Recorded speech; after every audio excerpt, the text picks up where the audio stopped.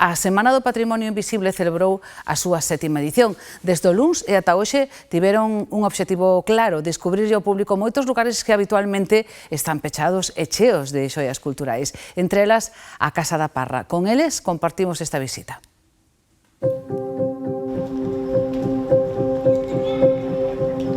A Semana do Patrimonio Invisible é unha oportunidade para poder acceder a lugares que normalmente están fechados ao público, porque son centros de traballo, porque son centros de ensino ou centros de religiosos que non permiten abrir as súas portas durante todo o ano. En 2025 chegamos á 7ª edición e fixémolo coincidir, ademais, cunha data moi especial, porque é o 40 aniversario da Declaración de Santiago de Compostela como Patrimonio Mundial da UNESCO. A Casa da Parra é precisamente un edificio do século XVII. Comezas a construir no 1671. A Casa da Parra, como digo anteriormente, aquí estiveran as casas consistoriais. Cando as casas consistoriais, cando o Concello é sacado de aquí, toda esta maza de casas acabará pertencendo á catedral. Un dos lugares máis interesantes da Semana do Patrimonio Invisible é a Casa da Parra, porque leva máis dunha década fechado ao público. No seu día, pois, a parte de lugar de exposicións e tamén centro de organismos públicos, pois foi unha vivenda. É un dos lugares máis emblemáticos da Praza da Quintana, ten unhas vistas espectaculares sobre esa praza e nós temos a oportunidade de poder ver unha foto fixa dun momento que xa non vai volver a pasar. E pois esa reforma arquitectónica que tivo durante os anos 2000, a partir de agora vai ter unha nova vida como centro do CSIC, entón teremos a oportunidade incluso de ver o resultado dunhas excavacións arqueolóxicas que se realizaron durante este proxecto de rehabilitación do edificio.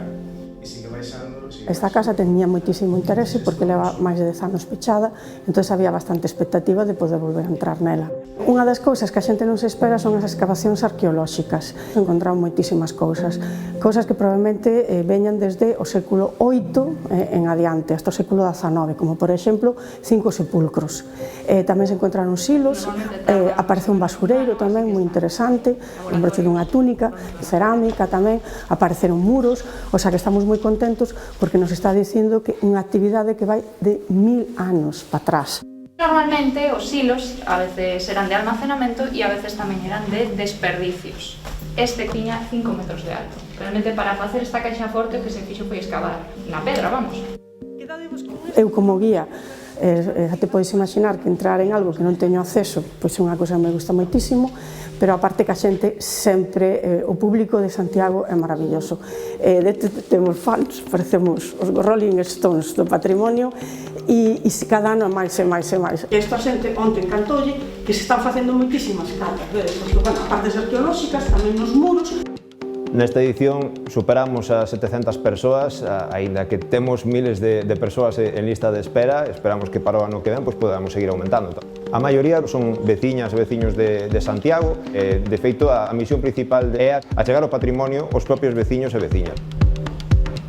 Ademais da Casa da Parra, que é o lugar no que estamos agora mesmo, temos 12 propostas diferentes para poder visitar Santiago de outra maneira, como son o Cemiterio a Capela do Rosario, o Centro Sociocultural da Trisca, os Mananciais de Compostela, o Teatro Principal, o Pazo Arcebispal actual, as excavacións da Catedral, o Auditorio de Galicia, a Compañía de María, a Colexiata do Sar e tamén esa visita secreta que finalmente na que podíamos acceder á cabeceira gótica da Catedral, ni máis ni menos. Para o ano que ven, toda aquela xente que queira participar na Semana do Patrimonio Invisible, teno moi fácil, porque hai unha web que é patrimonioinvisible.gal, ali abriránse as reservas, hai que estar moi rápido porque se acaban en 5 minutos, máis de 700 prazas tivemos este ano e agotaronse en nada, así que, xa sabedes, mantedevos máis ou menos o tanto nas nosas redes tamén, en Semana do Patrimonio Invisible.